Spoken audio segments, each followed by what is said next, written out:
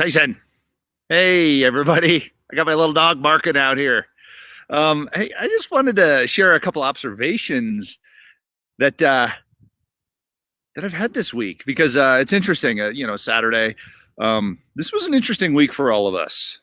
One of the key things that I saw this week that I really took note of, and let me kind of set up where I saw this. Communicated with a lot of different businesses. I was on several different business leader roundtables. I mean, like big business leader roundtables. It was really fascinating to look across industry and see what was going on in different industries outside of my industry, which is franchising in real estate and in the mortgage space and technology companies and things like that. So, really, what I saw, and we got a little water falling off the tree here. But what I saw was how people react. It was interesting when you look at social media. How are people reacting to what's going on? Because we had more pressure put on us this week. We had these massive upward pushes in the unemployment. I mean, it's just huge. Record numbers of unemployment.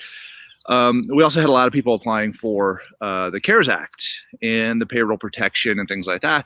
And we had a lot of banks that weren't quite ready for it, but we also had some that were, and we had people get some relief checks, things like that. So I mean, it was all across the board. But it was different stresses and different pressures being put on people. And how were people reacting to this? How were people reacting? And there were a lot of people that are on edge and that want instant relief, instant gratification, instant, a life ring thrown. Part about where we're at right now in business and in society is, there's no like instant fix in order to fix this thing and go, okay, it's all done, because there's not one of those. So what we have to do is we have to work through this together. We have to work through it together. We have to care and understand and be patient and things like that. And I keep going back to the Jack Canfield success formula: E plus R equals O. The event plus your response equals the outcome. So we've got the event. We know what the event is, and yes, the event keeps changing. We hate change. Change is really not very gratifying for anybody for the most part, especially when the change involves finances and business. Can I pay my rent, or is there food at the grocery store, or is somebody I know falling ill, something like that? And all those things put us on edge. But we have to think about our response to this. Deep breath. Okay? We can't have this blind positivity. That doesn't work. We have to be realistic with this. And being realistic doesn't mean being passive aggressive, doesn't mean trying to hurt people verbally, things like that. Being realistic means take a deep breath and go, okay, how can we all work together, even if we don't like what we're saying right this moment? How can we work together to find some sort of a future solution to this? Because we do have the ability to be patient with these things and get through them as good human beings. And that's what I noticed in these business roundtables is everybody's like, how do we make it through this? Knowing that some of these businesses were going to end up reducing their staff, cutting back on so many different things. And this is going to happen in society. It's going to happen. We had this happen in 8, 9, 10. It happened in early 2000s during the dot-com bubble. It's happened many times before, but we're human beings and we're very resilient. We find a way. In fact, some businesses are finding a way to continue to increase and get ready to pop out of this. Relationships are getting ready to pop out of this. And that pop isn't going to be tomorrow. It's not going to be next week. It might be 1 month, 2 months, 3 months, but you got to be ready. And you can't be ready to exit this gracefully and in a good place, suffering right now. Even if you're having all sorts of pushback, you can't be ready to exit this gracefully and in a good place if you're a jerk about it, or if you are just kind of angry at everything. So, we see this in our houses also, because our kids, I have 3 teenagers, and they're seeing unprecedented used to seeing growing up.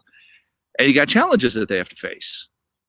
And it's up to us to say, okay, how do we get through this? And the first thing we have to do to get through this is to be optimistic. Not, like I said, not necessarily positive, but optimistic. Optimistic positivity to go, all right, we'll make it through this, but we have to accommodate some things. We have to accommodate our distancing. We have to accommodate our hygiene and how we care about each other and how we manage different aspects of our lives. We have to care about each other. We have to smile. That's how we have to look at these things. And that's how these business leaders are looking at things. And it's okay to be sad. It's okay to be, but it's not okay to not be kind. It's not okay to throw insults or anything like that at people. And you see it at the grocery store. You see it in society. And I've mentioned this before. And my question is, how do you want to be remembered on the backside of this?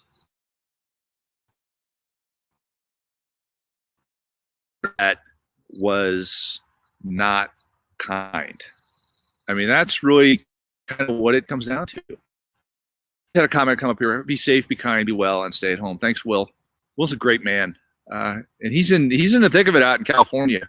But he's a great man and a great leader, a great role model. I look up to him for so much. So, and it's true. Fundamentally, how do we take all this crazy stuff that's going on and squeeze it down into a few things? And Will's right. Be safe, be kind, be well at home. And that's how we look at what we need to do, what we need to say, what we need to be. We need to be good leaders, and we set the example. People model what they see, even if they're like way over on this other end and they're having a bad day and they're upset. I had this question. I want to jump into this real quick. I had this question I asked my family last night. Everybody went around and said, if you could change one thing in your life right now, what would it be? And it has to be something that you can change, not something that you can't change. So obviously you can't change the coronavirus. You can't change the economy. You can't change some of these other things that are outside of your control. But you can change something. What can you change about your life? And it's fascinating. A lot of the things where I want to learn this, I want to better myself at that. It was all improvement. I want to work on my health every day. I want to drink more water. I want to smile more. I want to stretch more. I want to learn more. I want to give more. And that's the thing that will stack up, that habit that will continue to stack. It's called habit stacking. It'll show up on the back end of all of this. So when we're on the back end of all this, come back and watch this video again. And it's funny, I have all my dogs sitting here looking at me going, what are you doing over there, Dad? But they look at me and they go, how do you want to react, Dad? Because it's funny. People are watching you. Your dogs are watching you. Your family's watching you. You're watching yourself, and you're responding to that. Let's respond well. Let's respond kindly, safely, positively. Be well. Let's stay at home. Let's be smart about our essential means. Be smart about how you do this. We can do real estate remotely. We can do real estate virtually. If it's necessary, it can be done.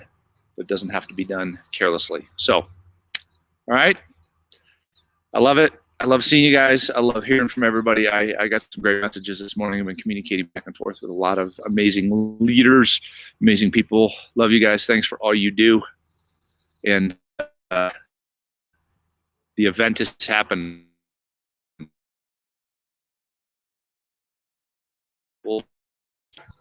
Be safe, be well, be strong, and we'll get through this. Bye.